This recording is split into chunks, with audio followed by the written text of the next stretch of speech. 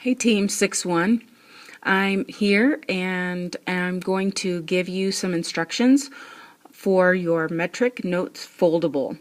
It should already be glued onto page 19 of your interactive notebook.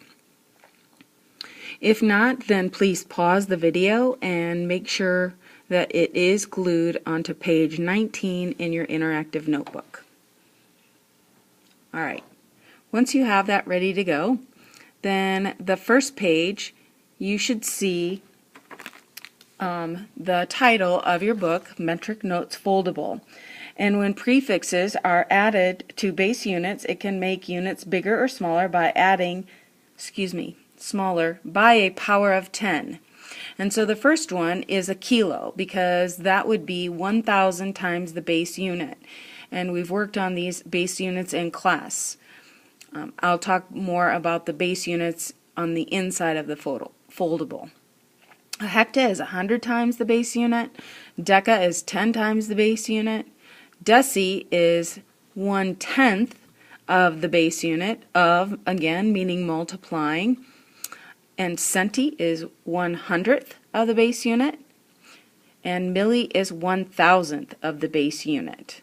Okay, so pause the video and write down those prefixes on the lines. When you're done, come back to the video. As you continue on the inside of your foldable, you will see mass. And the base unit for mass, measuring mass, is grams. The abbreviation is a small letter G. We have used a triple beam balance. That is our measuring device. Device means the tool that you use. So we've been using the triple beam balance. And what is mass? Mass is the amount of matter in an object. It does not change even in outer space. Gravity has no effect on mass. Weight is the pull of gravity on an object. It does change. The more gravity means more weight. Okay. On the inside of the foldable, you see length, and our base unit for length is a meter. The abbreviation is a small letter M. Our measuring devices or tools would be a meter stick, a ruler, or a tape measure. How many millimeters are in that 1 centimeter? Well, if you're listening, I want you to take a guess. I'm not just going to write the answer in there for you. You should know this answer by now with all of the work that we've done. So write it down and then I'll check your answer. Okay, it's 10 millimeters. And millimeters is abbreviated by 2 small m's. So write it in there. You're given a line down at the bottom, and the question is, how long is the line in millimeters? So we have to count every little line. Remember, milli is really, really small. So we have to count every little line.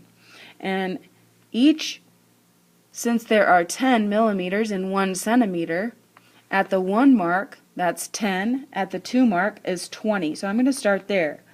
And I find that to be 25 millimeters. How long is the line in centimeters? Well, it goes past the 2, and it's 5 little tick marks past the 2, so it's 2.5. 2 and 5/10 is how you read that, centimeters. Again, pause the video anytime you need to so that you can write things down. Okay. The next section is on volume. When we have a regular object like a rectangular prism, it looks like a box or maybe a cube, then we can use the base unit of meters. And the abbreviation is going to be cubic meters or cubic centimeters, depending on what you're using to measure the object. And we can write that with an M and a little 3 on its upper right hand shoulder. Okay, I think that you learned exponents in math class. If not, then ask your teacher and they will tell you. The measuring device would be a ruler.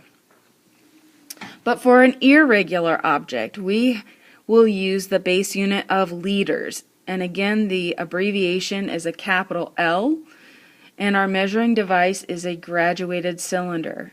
And typically, we would use milliliters. So that abbreviation would be a small m for milli and then a capital L for liters. The way that we do that is using water displacement, and we would measure the water first in the graduated cylinder.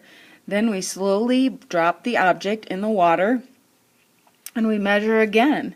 And then we subtract the difference, and the volume of that object is that difference. So if you have done the marble activity, then you should have found that the volume of the marbles, because there are 3 of them, is 6 milliliters. Okay. You're ready for the back flap, and these are metric conversions. And way at the beginning of our unit, we saw a saying to help us remember the prefixes. And the prefixes go along with that saying. So kilo is kids, hecta is have, deca is dreams, the base unit is but, deci is dreams, centi is cost, and milli is money. I want to challenge you, if you have time, to come back and create your own school-appropriate saying. Instead of kids have dreams, but dreams cost money. I think some of you may have already heard King Henry died unexpectedly drinking chocolate milk. That's already been done. So be creative and have fun, and if you do that then and show me, then I'll probably give you some candy or some sort of prize. So you are now done with your foldable, and you are ready for the next video. So as always, my sign off is go Hawks! Rah!